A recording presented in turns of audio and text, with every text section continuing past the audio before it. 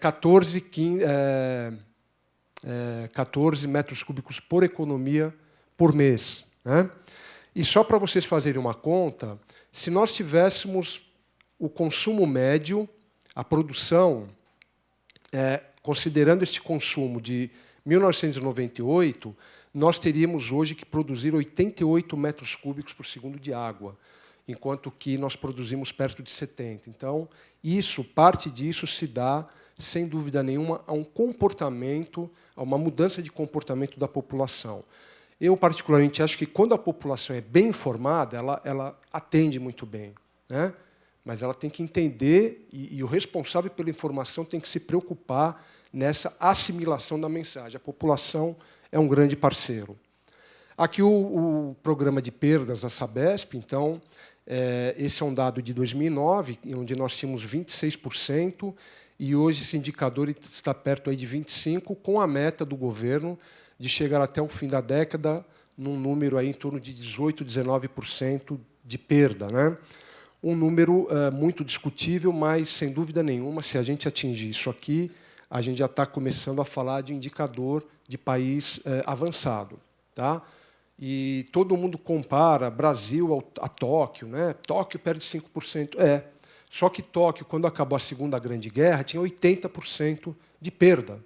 E o Japão, desculpem. E, ao longo de várias e várias décadas, algumas cidades como Tóquio têm hoje, de fato, indicadores que são referência. Mas o programa de perda, gente, como um programa de despoluição, esses grandes desafios da metrópole, eles têm que trabalhar com perenidade e com muita persistência. O brasileiro é imediatista, né? A gente acha que tudo tem que se resolver numa gestão, né, em 2 gestões. Não adianta, a gente não consegue.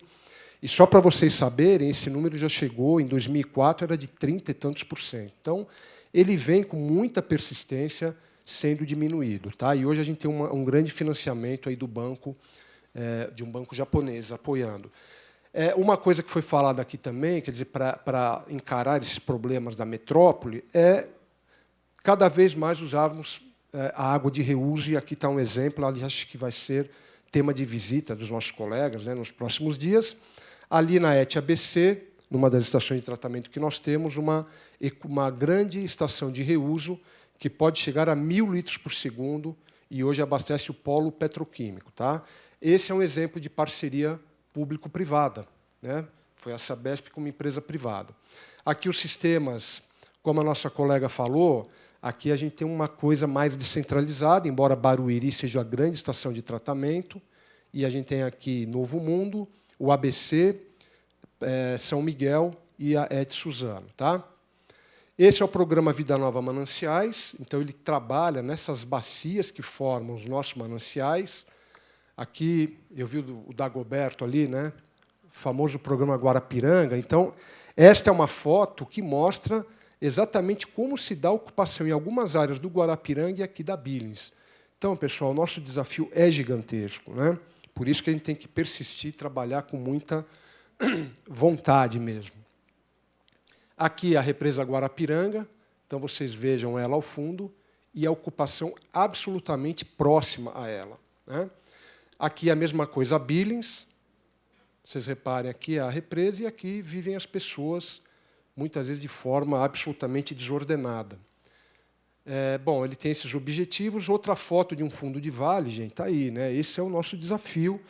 E, agora, nada é impossível. É aí que eu lembrei do Dagoberto, porque a gente trabalhou nessa época no programa Guarapiranga, que é da década ainda do século passado, mas esta é uma favela ali na Zona Sul, e ela ficou assim. Quer dizer, por isso que você tem que ter propósito e firmeza, né? Um outro exemplo que também a gente sempre costuma dar é o Cantinho do Céu. Esse eu, particularmente, não acreditava que fosse possível ter uma melhoria significativa. Está aí. E eu fui lá, acho que faz o quê? Cerca de um ano, ele estava bem preservado, bem conservado. Isso a gente está falando de uma região extremamente populosa aqui em São Paulo, na beira da Billings, tá? Então, a gente tem que ter, de novo, paciência. Outros programas importantes da Sabesp, o programa Guarapiranga também era um programa de várias secretarias, tá? O programa de uso racional de água, né? Água de reuso, como eu já citei, a questão dos efluentes domésticos, e aqui no controle de poluição, atuação muito forte da CETESB, né? O contrato de demanda firme, que permite um uso mais racional por parte das indústrias. E essa é uma outra tendência aqui para nós, que é a medição individualizada. Talvez os colegas franceses não saibam que, se eu tenho aqui um apartamento com várias famílias, né, eu tenho, na maioria das vezes, uma única ligação. Isso induz um consumo maior. Então, leis atuais elas já obrigam, por exemplo, aqui em São Paulo, a construção de edifícios já com medição individualizada e, comprovadamente, o consumo cai. Tá? A Sabesp tem uma forte inclusão na sociedade, né? Ela é uma das poucas empresas que, na hora boa, na hora ruim, vai ou tomar aplauso ou tomar pancada. Eu trabalhei 20 anos na operação e sempre foi mesmo, é uma característica dela. Né? E, por exemplo, uma das ações sociais é uma tarifa específica, né, para o pessoal que ganha até 3 salários mínimos. Essa tarifa é de 1/3 da tarifa normal. Eu colocaria como desafios, então, para encerrar, gente, além da lei de resíduos hídricos, de recursos hídricos, nós temos leis mais atuais, né, mais novas, como a lei de saneamento e a lei de resíduos sólidos, por exemplo. O que eu acho é que a gente tem que trabalhar fortemente para que essas políticas se integrem, né, porque elas são muito separadas, elas têm que trabalhar, de fato, juntas. Eu colocaria aqui também o problema da habitação e outros problemas. Né? Você não pode, evidentemente, todo mundo tem direito à moradia, de repente você estabelece um empreendimento onde não há água e não há esgoto. Depois a Sabesp põe, ou qualquer a Sanasa em Campinas põe. Não é assim, gente. Essas políticas têm que se conversar, porque, no fundo, todas elas melhoram as características dos nossos recursos hídricos. A questão da educação é fundamental, né? E eu não vou falar nem de educação ambiental, que, para mim, é um tema também que todo mundo fala. Eu não consigo medir a eficiência disso, pelo menos na maioria das vezes. Né? A nossa população tem que ter educação para valer. Né? Educação, esta questão, como eu falava também, que aí a gente volta à questão, né, lá daquela primeira tela da governança, a sociedade tem que ser informada, gente, mas a comunicação tem que existir. Não adianta você solta um relatório aí de, sei lá, que muitas vezes nem nós do setor entendemos. Né? E aí você quer que o cara, a população, um participante lá do comitê entenda. Não, a gente tem que informar, sim, de forma muito séria, mas isso tem que ser entendido. Tá? Porque a gente percebe que, na maioria das vezes, não é. De que forma se dá este controle social, né, que a lei de saneamento fala, a lei de resíduos fala? O que é isso, afinal? Né? Essas leis elas trazem uma coisa muito importante para nós, que é a regulação do setor. Agora, imaginem vocês um país com 5.500 e tantos municípios, é dado a escolha, né, a opção do prefeito de ou ele faz uma agência municipal, ou você tem uma agência... Vocês já imaginaram se cada município resolver fazer uma agência municipal, gente? Vamos trabalhar com o conceito de bacia ou com o conceito de consórcio. Vamos otimizar tudo isso, porque a gente já tem exemplos que nos deixam muito preocupados aí pelo país. E a gente arrumar uma forma, viu, Walter, de medir a eficácia de todas essas ações e programas que a gente vem fazendo. Tá bom? Pessoal, eu estou à disposição para qualquer dúvida, e amanhã eu estou aqui de volta, né, para falar do Tietê. Muito obrigado. Então, agradecemos ao colega Dante Pauli, sublinhando a importância dessa empresa mista, que é a Sabesp, e o seu protagonismo em todo o cenário, devido às dimensões e o seu papel no abastecimento. Nós pensamos a água, o saneamento, os resíduos sólidos, como ele falou agora, e a drenagem como uma unidade e um desafio que nós temos que enfrentar e caminhar nesse processo. Só para mencionar aqui, eu gostaria de chamar a atenção de todos os colegas, porque essa informação saiu recentemente, na pesquisa do IBGE, dos municípios brasileiros, que citou o número Dante, 27% desses municípios tiveram mais de 8.942 enchentes e com 1.400.000 desalojados ou desabrigados. Desses municípios, do total dos municípios brasileiros, 41% não realizam nenhuma ação de gestão de risco e desastre. 52% dos municípios possuíam ao menos um dos 12 elementos de planejamento urbano, seja um plano de saneamento, coleta e tratamento de esgoto. Isso mostra o nosso processo das últimas décadas de urbanização e esse passivo que o colega mostrou aqui na região metropolitana, que é um desafio enorme. Eu queria mencionar aqui para o colega, que é o próximo expoente, Jean-Marc Picard, que é diretor da Direção de Saúde e de Meio Ambiente do Sindicato Interdepartamental, que é, eu diria, consórcio, não é verdade? E que nós sempre deixamos a maior autoridade em qualquer cerimônia, no nosso cerimonial, por último. Então, bem-vindo ao colega para a sua exposição.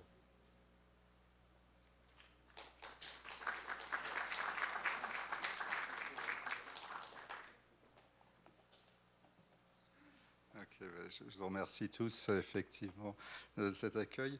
Je vais tenter d'être court parce que je sais qu'il est tard. Et puis j'ai un petit mot pour les traductrices qui doivent être aussi bien chargées ce matin.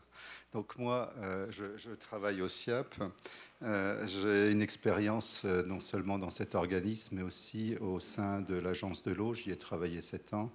J'ai aussi travaillé 5 ans au ministère de l'Environnement. Et je vais donc vous donner simplement quelques informations un peu générales sur la situation en Île-de-France sur l'eau. Quelques mots, mais je crois que ça a déjà été dit, et je m'en excuse d'avance, je vais aller très rapidement là-dessus. Comme on a dit, la France est organisée par différentes strates, comme tout pays. Je parle de la colonne vertébrale.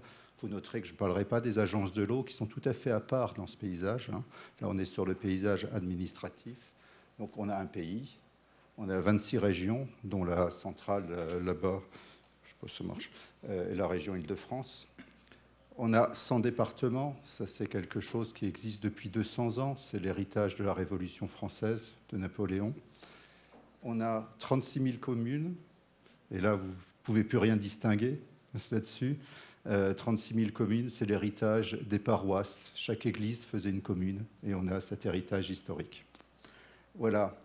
Et donc, on a tout cet étage de fonctionnement qui est là, que vous avez un niveau politique, un niveau de décision, un niveau d'administration, qui est retrouvé dans chaque étage, le Parlement, bien sûr, au niveau du gouvernement, qui fait ses lois et décrets, le Conseil régional, dont vous avez vu une représentante ce matin pour la région, mais du côté gouvernement, le préfet de région, qui est lui représentant de l'État, ou des préfets de département avec un autre étage départemental et conseil municipal. Et c'est ce dernier étage dont je vais vous parler, parce que c'est celui-là qui est à la gestion de l'eau et de l'assainissement. Et donc, on en a 36 000. Ils ont une possibilité de se regrouper pour exercer leur mission. Et là, j'ai différents regroupements. Je ne vais pas détailler. Tout ça est très long. Je vais simplement dire c'est la commune ou municipalité qui est à la responsabilité de fournir l'eau et l'assainissement aux populations. C'est elle. Donc, mais ils sont très nombreux, 36 000 communes. Ces 36 000 communes se sont un peu regroupées pour faire cela. Donc il n'y en a plus que 12 000 pour faire l'eau potable et encore 16 000 pour l'assainissement. Voilà par exemple un exemple de regroupement. Là, je suis sur le cas de la Dordogne, petit département rural, pas du tout parisien. Et vous voyez toutes ces taches de couleur. Ce sont les regroupements de communes pour les services d'eau. Donc il n'y a plus une seule commune qui fait ça toute seule. Elles sont déjà toutes regroupées dans ce domaine-là.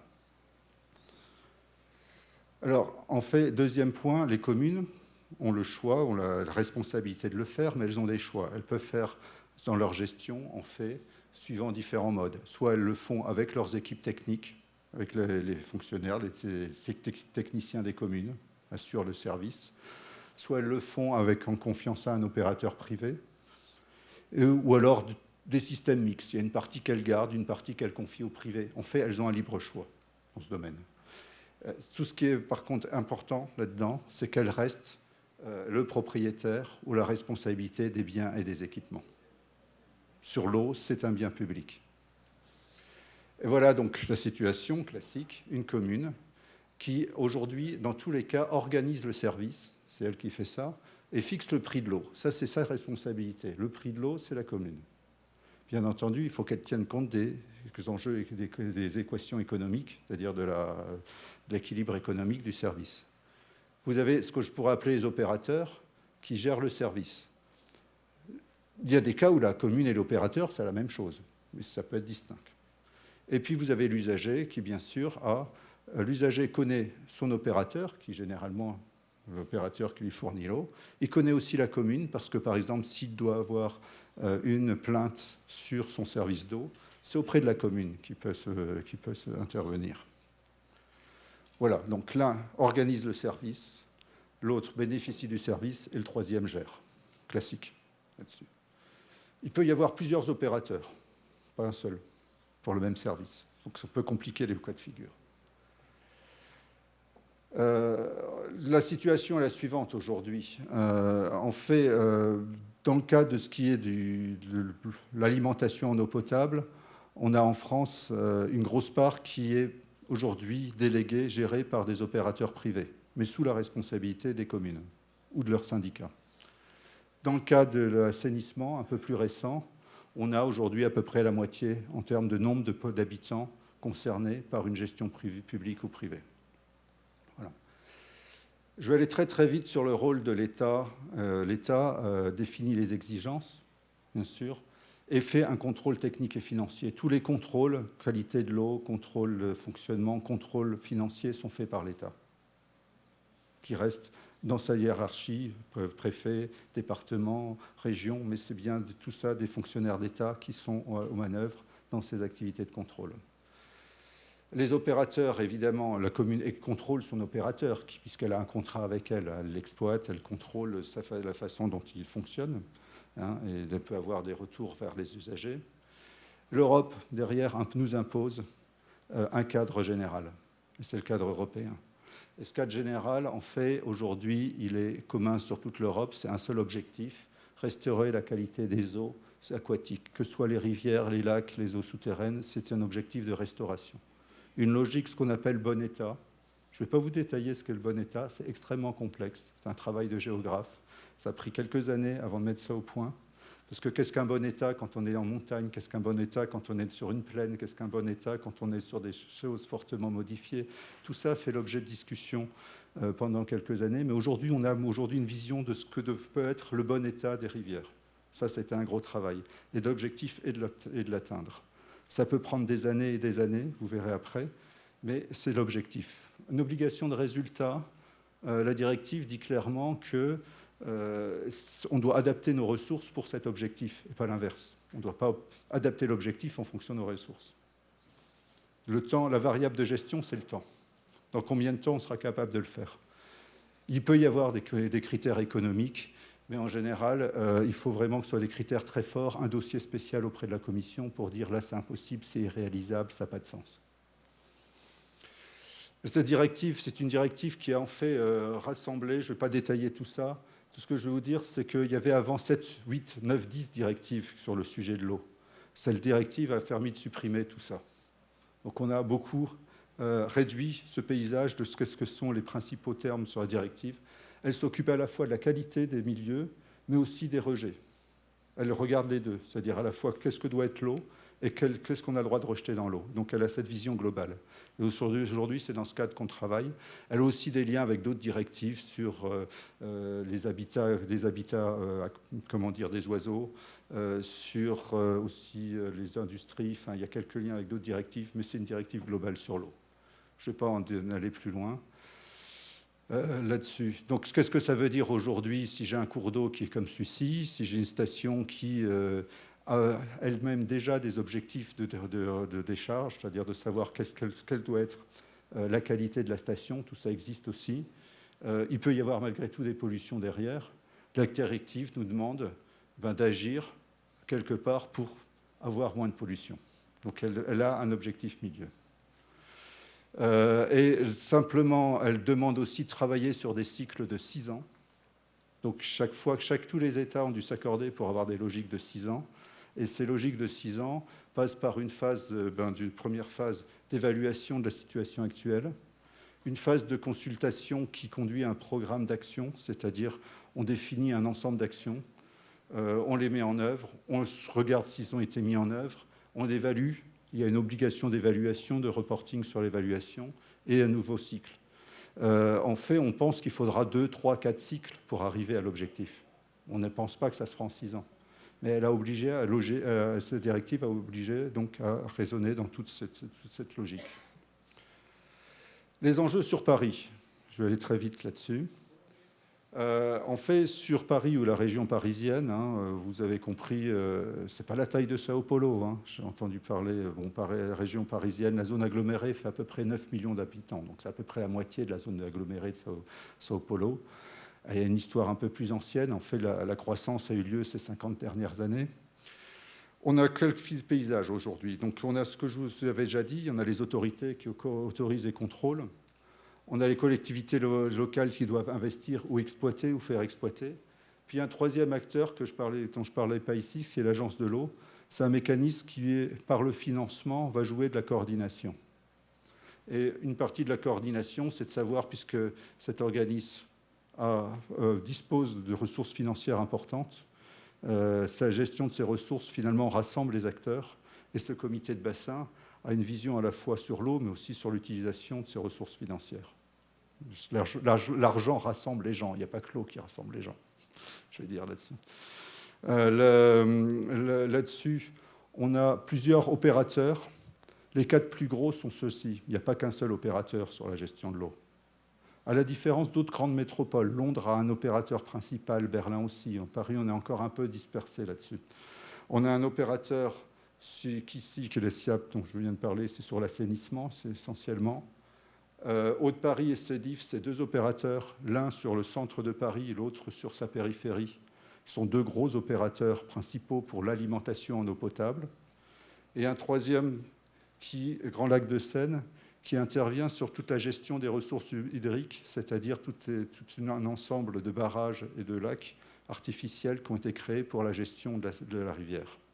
Donc ça, ce sont les 4 principaux plus gros opérateurs de la région parisienne. Derrière, vous avez toute une série, je ne mets pas de A à Z, voilà, toute une série de petits opérateurs suivant les territoires, etc. Et la région aussi joue un rôle en coordination, comme vous l'avez expliqué ce matin, sur tout cet ensemble. Donc il y a finalement 2 lieux de coordination, un peu la région, l'ensemble, aussi l'argent, parce que ça compte pour chacun de savoir qu'est-ce qu'ils pourront obtenir comme ressources. Voilà à peu près un paysage aussi qui peut illustrer mon propos. Le SIAP, en fait, couvre tout ce territoire-là. Là, vous avez Paris, qui est le Paris historique, qui fait 2 millions d'habitants depuis un siècle à peu près. Vous avez toute cette zone qui est là aujourd'hui, qui est la zone agglomérée, celle du SIAP, qui fait à peu près 9 millions d'habitants, et toute l'Île-de-France qui en fait 12 millions. Les points rouges, ce sont les principales stations du SIAP, qui sont toutes stations d'épuration, quasiment atteignent 1 million d'habitants en capacité. Les autres points, ce sont toutes les stations qui font plus de 10 000 équivalents habitants sur l'Île-de-France. Voilà, ça vous illustre un peu mes propos. Les enjeux, et je terminerai par ça. Sur l'eau potable. Alors, sur l'eau potable, on a refait récemment quelques conférences, colloques sur ces sujets dans le cadre du développement de Paris. Sur l'eau potable, voilà à peu près les principales conclusions qu'on a. Aujourd'hui, on a à peu près 70% de l'approvisionnement qui vient des eaux de surface. Et ces eaux de surface sont les principaux cours d'eau, donc peuvent être pollués en amont, en aval. Vous verrez. Il y a un enchevêtrement entre les deux qui est assez fort. On a une tendance positive, c'est que ces eaux de surface sont plutôt à s'améliorer en qualité. On sait déjà produire de l'eau potable avec ces eaux de surface. Leur qualité ne se dégrade pas, elle est positive plutôt. Donc on n'a pas un enjeu de qualité très fort, sauf peut-être parce qu'il y a aujourd'hui des enjeux, ce qu'on appelle micropolluants, on parle des médicaments, des enjeux un peu nouveaux qui inquiètent un peu aussi le public, mais dont on ne sait pas encore tout à fait les effets sur la santé. Donc ça, c'est un peu de nos enjeux sur ça. En revanche, sur la quantité d'eau, on sait qu'aujourd'hui, on a absolument besoin des barrages en amont pour garantir une permanence de prélèvement de l'eau potable dans la région parisienne. On a des apports qui sont des apports souterrains, mais des apports donc haute surface. Il faut maintenir le niveau de la Seine, qui n'est pas un très gros fleuve, en fait. C'est plutôt un petit fleuve, pour être sûr de pouvoir toujours avoir des ressources en eau. Aujourd'hui, on a une tendance à la baisse des consommations d'eau. Sur Paris, 30% de diminution en 20 ans. La population n'a pas changé. Hein. C'est un changement de comportement, moins d'usines aussi, une adaptation, une efficacité globale. C'est une tendance assez forte. On ne sait pas où ça va s'arrêter. On sait par exemple que Berlin a poursuivi, la ville de Berlin a poursuivi encore sa baisse de consommation d'eau sur des années. Donc on ne sait pas si on est sur une tendance de cette nature ou si on est sur une stabilisation. Également donc à surveiller tout ce qui est, comme pour vous, toutes les conséquences d'une canicule, d'une sécheresse, c'est aussi un enjeu pour la région parisienne. Ok. Voilà pour illustrer le propos, rapidement. Vous avez ici Paris, l'historique, la zone SIAP, je viendrai après, et vous avez tous les points. Chaque point noir, c'est un point de captage des eaux sur pour produire de l'eau potable, chaque point noir. Vous voyez d'ailleurs qu'il y en a qui sont en aval de Paris. En tout cas, ils sont souvent en aval de la zone agglomérée. J'ai rajouté la zone agglomérée du SIAP là-dessus. Donc on a une forte imbrication entre les deux.